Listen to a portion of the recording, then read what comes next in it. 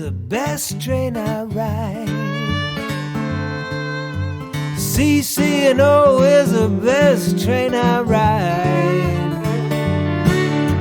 CC&O is the best train I ride. That's the train to ease my troubled mind. I'm gonna ride the seaboard, gonna ride the blind. I'm gonna ride the seaboard, gonna ride that blind. Welcome to The Exchange on this beautiful summer evening in downtown Bloomsburg, Pennsylvania. We are here tonight to talk about the train of thought. We're surrounded by the Train of Thought exhibit. We put the word out into the world. This was not wholly my idea, by the way. We have a gallery committee member, Gina DiGnazio, who came up with the name of this show, Train of Thought. Gina's very good at those punny names. There is always something, some little twist. The idea is, with all of our shows, we put the theme out in the world. It's up to the artist to determine how to interpret that theme. Same as with these storytelling evenings. We start with that name. You can do anything that you would like if you think it meets that theme. Why trains? What is there that grabs us about a train? I have loved trains since I was a very small boy. I couldn't tell you why. I grew up in the Bronx. My parents would take me in the evenings down to the Hudson River. Beautiful, beautiful scenery. And they were sitting on the railroad station platform looking across the Hudson River. I was sitting on the railroad station platform watching the trains go by. From the time I was teeny tiny, before I could even talk, my father recognized how much I loved trains, and he jumped in, became a huge rail fan. We have done thousands of miles of traveling together. In my middle age, I'm taking more photographs now of trains than ever before. It took me a very long time to recognize why I do this. And I still can't really explain what it is about a train. But I had an epiphany a few years ago about why railroads appeal to so many people. My daughter and I were doing a college visit trip across the Midwest. She was a newly licensed driver. I wanted to get her as much experience as possible. So she drove and I sat in the passenger seat and watched the scenery go by. One night we were in Ohio. We avoided the interstates so we could see more interesting places, more interesting scenery. We're driving across dead flat Ohio. It's dark, and every now and then up ahead I'd see that little yellow circle with the X in the railroad crossing, and I would say to Maya, slow down. So she would slow down, we'd get to the track, and I would look in each direction. Maybe there's a train, maybe there's something to see. And that night, I actually had that epiphany about the railroad. We spend our lives moving. And then we get to the track, and the track is doing this. So our life may be doing this, but that track is telling us there's more to this world. There's something out there, there's something out there.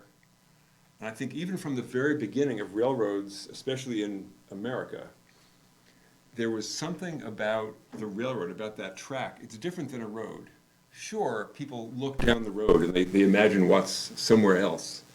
But the railroad, there's that special draw. It will take you somewhere else, somewhere other than where you are. A steam locomotive is what I especially love. Steam locomotives now in this country, there are a relative handful that operate. They're a thing of the past. But steam locomotives, too, have a very particular appeal. And I think it has to do with the steam itself. Sure, giant machinery is way cool. It makes great noises. A steam locomotive breathes, it sighs, it cries, the whistle, the bell. But it also exhales steam.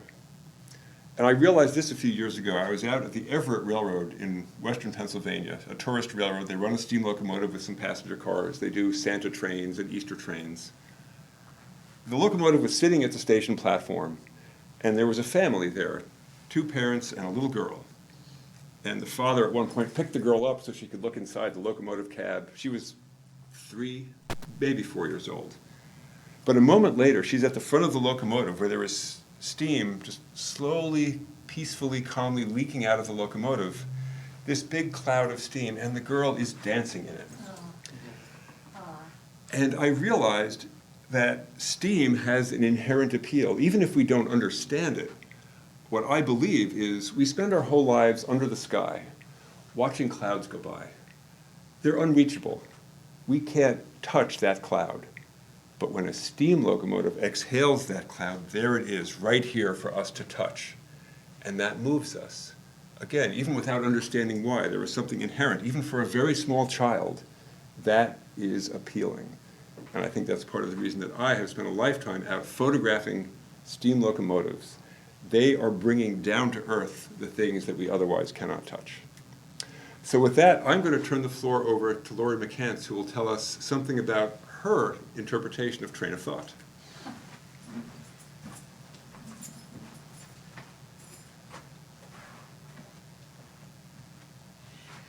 So back in '98, I directed a production of Our Town by Thornton Wilder, and Thornton Wilder's nephew, Tappan Wilder, came to see my production.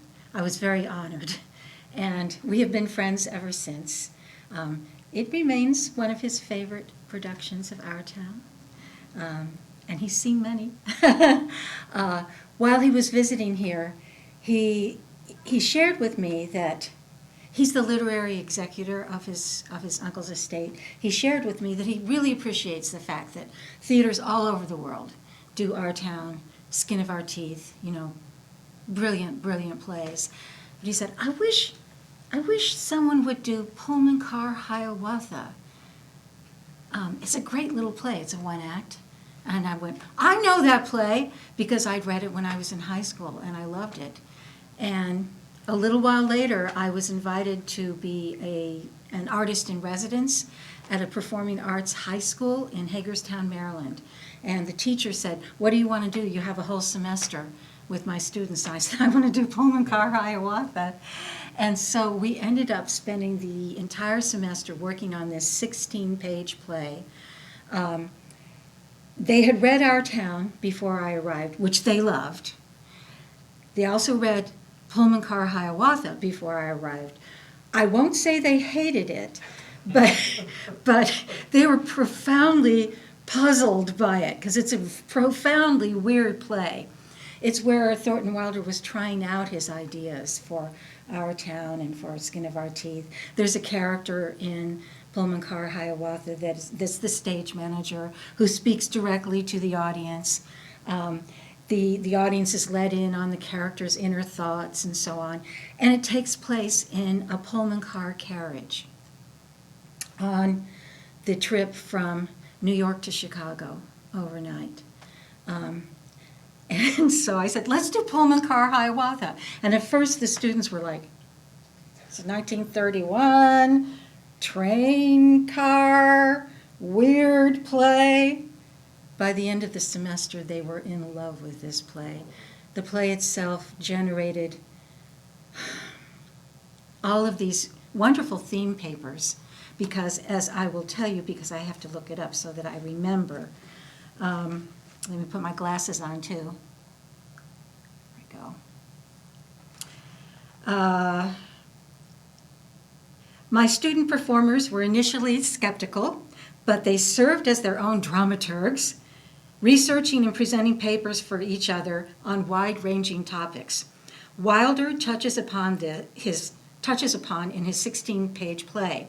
These included, among others, the Great Depression, Pullman porters and their history which is very important to the labor and civil rights movements, Hiawatha in history and legend, and what was happening in 1929 through 1930 in popular music, the treatment of the insane, Broadway hits, race relations in the U.S., the hobo, Plato and his ideas of beauty, and the archangels Gabriel and Michael. All of that's in this 16-page play. Proud of what they had learned, inspired by Wilder's words, and by collaborating with each other and the school's music students, they brought their own expressive tools to the creation of a performance that included contemporary beatboxing and ethereal harmonies suggested by NASA Voyager space sounds. Through their research, their ensemble co-creation process, their increasingly deepening understanding of their characters and Wilder's worldview, these teenagers produced a Pullman Car Hiawatha that was profoundly resonant for their peers, the audiences that attended the performances, and most significantly for themselves. In taking this ride, they became artists. And with Tappan Wilder's permission, I wrote to Tappy and I said, there's something that we want to insert into our production of this play based on research that was done by one of our students, Lexi. She was playing the part of the Pullman porter. She was a young black woman. All the Pullman porters were black. And she had found out some incredibly important pieces of information that we needed to let the audience in on. The 1931 audience would know how significant this moment was, but our contemporary audience wouldn't. So I wrote to Tappy, and I said, I want to insert a Pullman porter chorus into the play. It's a tiny little moment in the play. The stage manager has asked all of the passengers what they're thinking about. And then he turns to the porter and he says, tell us what you're thinking about. And the porter says, I'm only thinking about my home in Chicago and my life insurance. Stage manager says, that's right. And the porter says, well, thank you. And the stage manager says to the audience, he's a good fellow, Harrison is, just shy.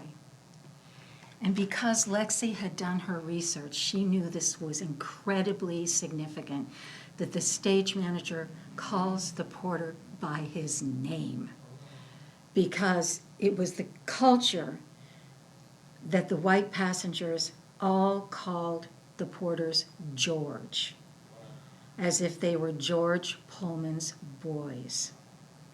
And in 1931, the audience would have been like, but they our audience wouldn't know that. So I wrote Tappy and I said, can we put in a Pullman porter chorus? And he gave us permission.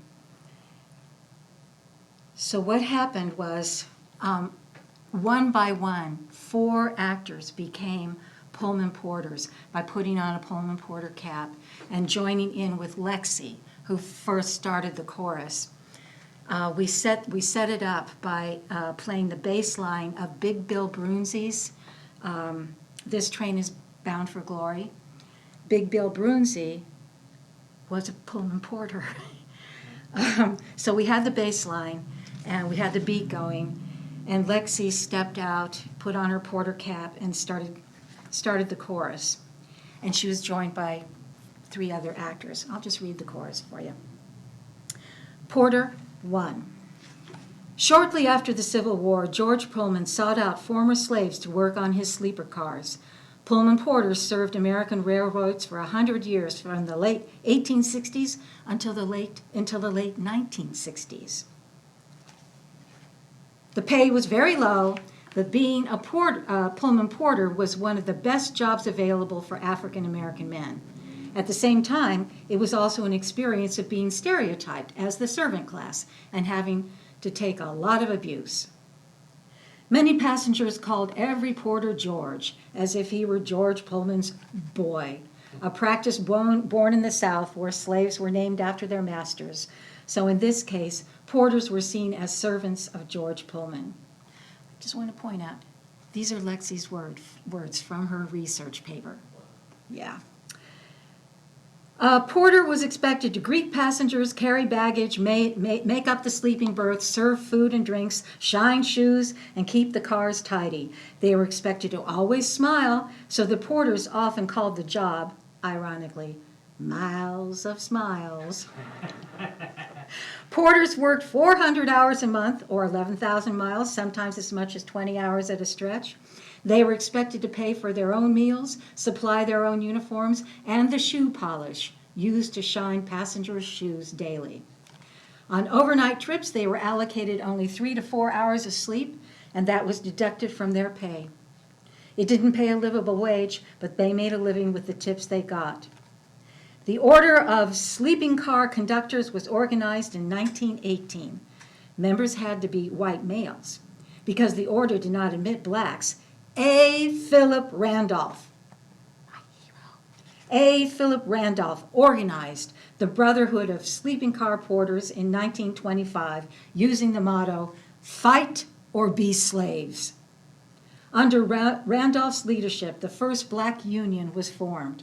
The first black union was formed, and slowly but eventually working conditions and salaries improved.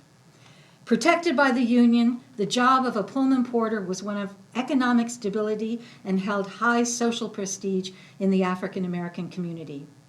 A. Philip Randolph utilized the power of the labor union and the unity that it represented to demand significant social changes for African Americans nationally.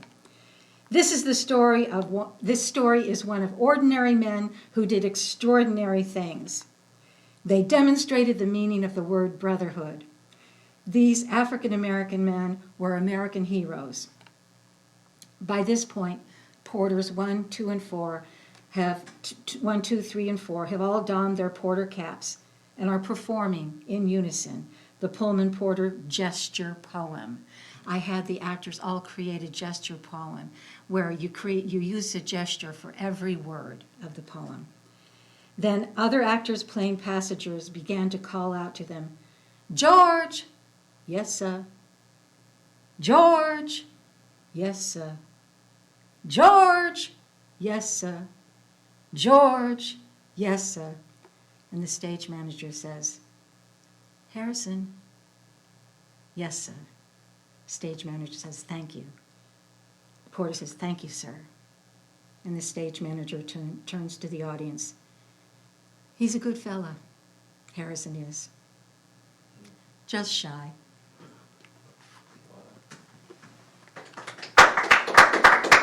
To this day, students will write to me to say how much that experience meant to them.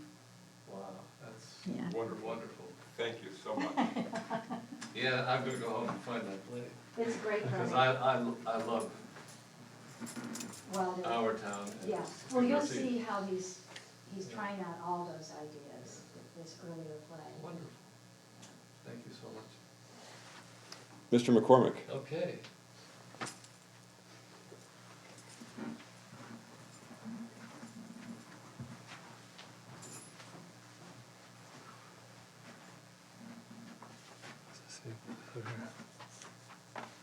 Hello, friends. Oh, it's quite a spotlight. I'm not sure I can see. I'm going to start off, this book is called Reclamation, so I'm going to start off with a poem called Reclamation, and I wrote the poem in 2022. When I'm connecting the paintings with a text, I'll often, write prose and just whatever thoughts are flowing through.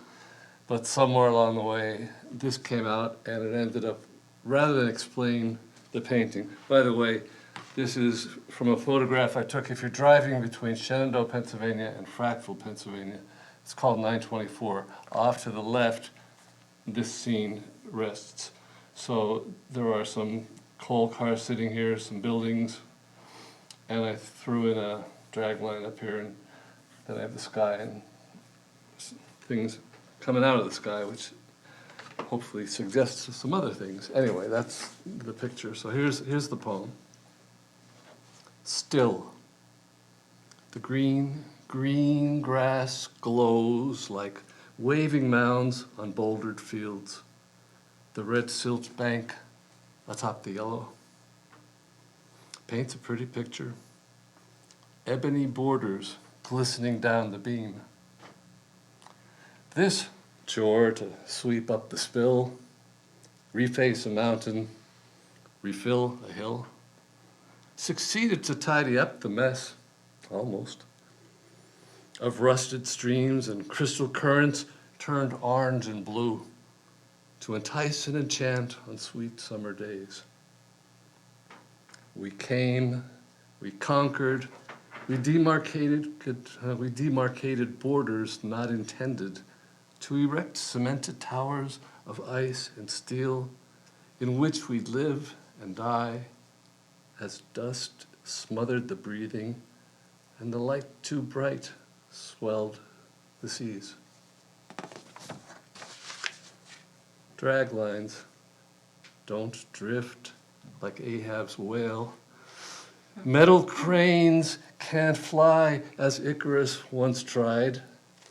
We may chew on nuts and bolts and roll them round our hungry mouths till the barren trees ripen, just like Grandpap did before the famine sailed him here to dig the coal and breakfast on onions to give his kids a fuller plate. Okay? That was reclamation. Now we're going to switch to a more familiar topic, and this is, I don't know if, I guess nobody's seen this picture. I would try to find a print of it, but it was hard to get it as a print. It's called The Train Chaser. Yeah, Just so you can remember that. yeah. You just take a quick look. This is the picture. Okay? Okay. And Oren, you've seen it because, yeah, you're kind of star. Okay. This is called The Train Chaser. Painted it in 2017. I wrote the text when I was creating this book. This stylized and simplified watercolor features one significant piece of collage: the photographer dressed in yellow, the garrulous and brilliant Oren Helbok. Originally from Brooklyn, the Bronx, whoops, but now a resident of nearby Bloomsburg, first made me aware of this passionate cult known for chasing trains. On frequent weekends, Oren and his friends travel near and far to photograph steam engines as they run along the rails that once roared with industry. Oren's artistry began early, as his father had begun teaching or taking him on hunts when he was but a boy. I joined him one cold December in Schuylhaven, and the festive air and joyful camaraderie flavored an otherwise brisk scenario with welcome warmth. We had fun. Actually, the railroad has always been a part of my life. So tracks and train cars often appear in my work. I spent the first 6 years of my life playing under the shadows of a trestle that ran adjacent to our homestead. My maternal grandfather, Thomas Kelly, worked as a telegrapher for the Reading Railroad. Late one evening, suddenly dying at the age of 51 while chatting with his mates at work. And then I recall my frequent trips to and from Philadelphia in the mid-70s while I lived in the city, attempting to develop a performing career. These rides didn't seem like real trains, though, fueled by coal and lugging a caboose. No, they consisted of one or two passenger cars, reeking of diesel. For $5.15, such commuter cars would take me home for the holidays. It seems a good time now to share the lyrics to a song I wrote back then, coming home one night, actually, called Going Home. On second thought, it's too long. So ask for a performance some night after I had a few. I'm not drinking these days also. Anyway, I need to practice. Man, oh man, this getting older takes away a lot of stuff. But I'm working on it. That's Train Chaser. Okay. Now this next piece, I have a piece over on the wall there called Still Stripping the Summit. And here's the text that accompanies that piece. And I had intended, well, it's too long of a story, so I'll make it short. That will go in the next book, which I'm about halfway through, so maybe 2 years from now. So this piece happened this past January, coming over the mountain from Mount Carmel heading toward Ashland. It's an area called Locust Dale, Locust Gap, Locust Summit is where the road passes through. And cutting over those mountains, and it's a really pretty view on a pretty day. And I looked, and it was really ugly, more ugly than it can, because it can be really ugly too if you look. Driving back from Mount Carmel toward Ashland in January, I noticed how bad things looked as I headed over the slope through Locust Summit. A dim memory of a coal breaker and outbuildings that used to sit here shades my view, but these days the only residents included a few structures, some Euclids, a dragline, and other rusted machinery. Odd to see that some work crew had recently taken their chainsaws to fell the surrounding hillsides of relatively new-grown birch trees. Why? I wondered. I found out since that the Reading Railroad plans to strip mine the area again. My grandparents were from Locustdale, so look, they're doing it again? Huh? I had thought perhaps that some ambitious entrepreneur might be designing some sort of racetrack for ATVs that you see riding all around the place. Makes little sense for the planet, but I guess some kids would have fun. Because the scene packed quite a punch, I knew I had to paint it. Once home, I dug out an old metal roofing sheet a neighbor had offered me a few months back. To retain the patina of the century-old panel, I took pains to keep some of the surface raw when I gessoed it. As I painted the next few days, I kept a few of the outbuildings and the dragline, added a couple houses. Then I reinforced the vision of the sadly shorn birches, but this time my birches were still alive, struggling for air. In turn, I recalled an Edward Munch exhibit I had just attended in Massachusetts a month or two earlier. So I alluded to his philosophy by slipping in an errant torso or two of bygone miners. And at the museum, the one wall explained this. It's M-O-N-I-S-M, M-O-N-I-S-M. I don't know if you say monism or monism, but that's the word. And here's what the plaque explained. Munch's artistic practice was impacted by his overlapping interests in philosophy, religion, and the natural sciences.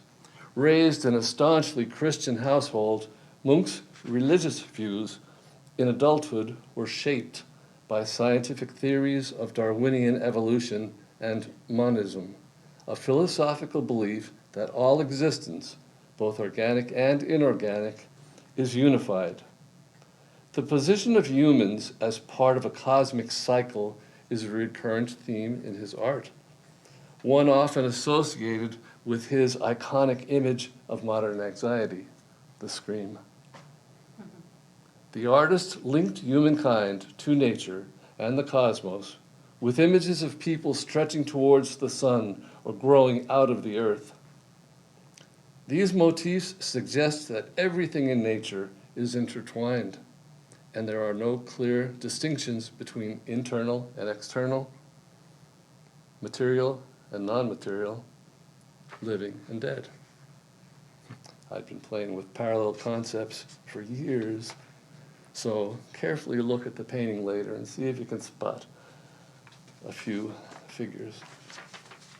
Finally, to give the viewer some sense of the expanse of the region, I employed ink upon the upper portion of the sheet to suggest some mountains and the heavens, following the marks left on the roof between 1914, that's when the roof was put up, and 2019 when it was taken down. So over 100 years, my father's lifetime and plus. The skyline provided a backdrop for the railroad bridge and the passing train I chose to insert. Then I added a 1950s era coal truck leading to a familiar scene to any coal cracker. And sprinkling some mine residue accentuated my palette, carrying the painting home. Our struggle to maintain a comfortable environment within our homes parries our needs to fuel the machinery that will maintain it. I paint a scene, then I hire a printer. He reproduces my scene as a print, and I sell it. Somewhere within this act lies a little treachery, a little hypocrisy. Am I not, in fact, contributing to the excessive mass production of useless materials that are smothering the landfills and polluting the seas? Stripping a mountain that had been excavated a century ago seems redundant, especially at a time when we can sense the planet is suffering. Do we need coal to heat our homes, smelt our steel? Haven't we learned by now that our industrial pursuits result in a sickening sludge that permeates the soil and yields our aquifers undrinkable? I surely hope our children prove more intelligent and disciplined than we. What's rolling down the hill? We are left to wonder. The kids will need to use their wits and figure it out. I cringe a little. Okay, and now to close my show. I'm really happy Oren knows this already. I think you might too, Laurie. Last week, for many years, I tried to get pieces in the Art of the State show. It's at the Harrisburg Art Museum, and it's really hard to get stuff in that. Like a whole lot of people apply, and you never get in. Well, I was doing stuff like this last Tuesday or Wednesday morning. I got this message, yay! So that was me going, yay! I was jumping up and down. Pat Stood on Slag made it into the show. So this is Pat Stood on Slag, another piece on a roof slate, a combination of acrylic and ink and stuff, coal, of course, and other granular refuse from mines. I think it's iron oxide and some kind of iron. Something's oranges, one of them's red. I can't remember what they are, but some kind of mine-related material. Anyway, let me read the passage that goes with this. Pat stood on slag, unable to find a photograph of my paternal grandfather, who died at the age of 77, a few years before my birth in 1952. I adopted the figure of a breaker boy, pictured between two adult miners, standing near a colliery not far from their home. Big Mine Run. Like his brothers, Pat began working in the mines by age 13, probably 12.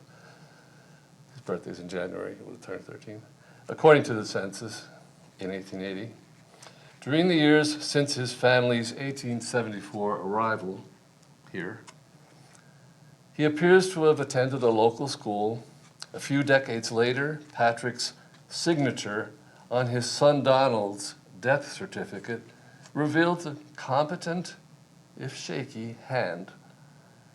He had learned to read and write, and then he got a job.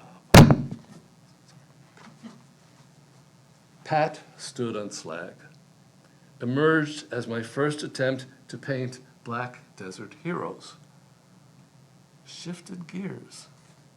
Instead of portraying the customary path up through the woods my childhood friends and I used to trek on summer mornings, I looked at that boy miner's countenance, imagined it to be that of my grandpa, and I lifted him out of the Gerardville Historical Society's post and placed him in my setting.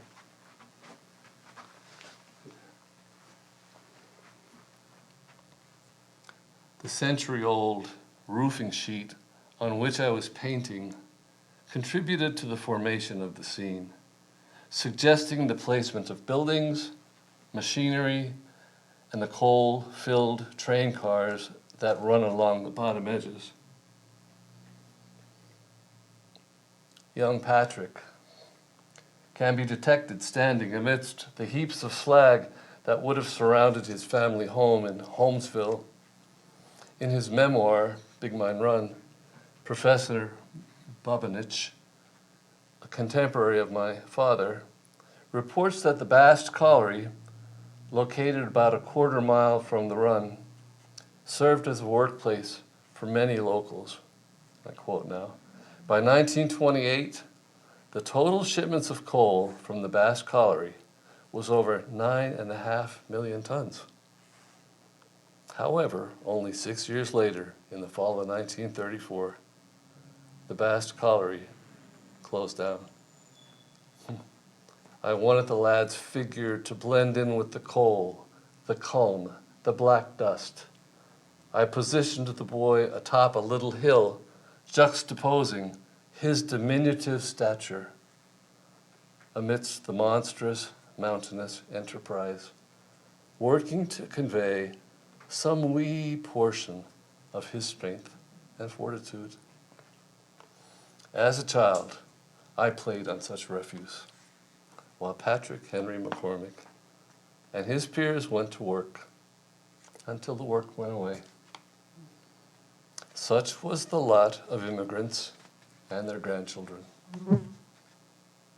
Look at the life Patrick lived. Look at the life we live in America. America works. Thank you, Grandfather Pat. Thank you, Catherine. Thank you, Thomas. Thank you, Virginia. And all those who stood on slag before our arrival. You have made our passage that much easier. Thank you.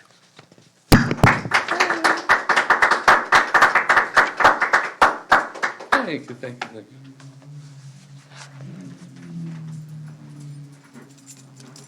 Thank you, Bob.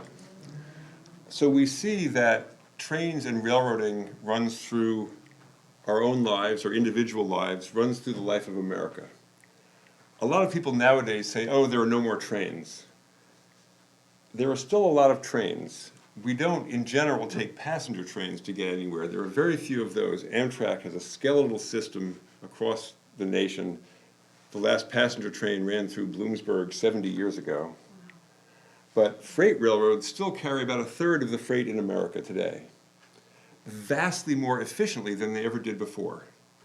In 1900, there were roughly 100 million Americans. 2 million of them, 2% of Americans, got a paycheck from a railroad.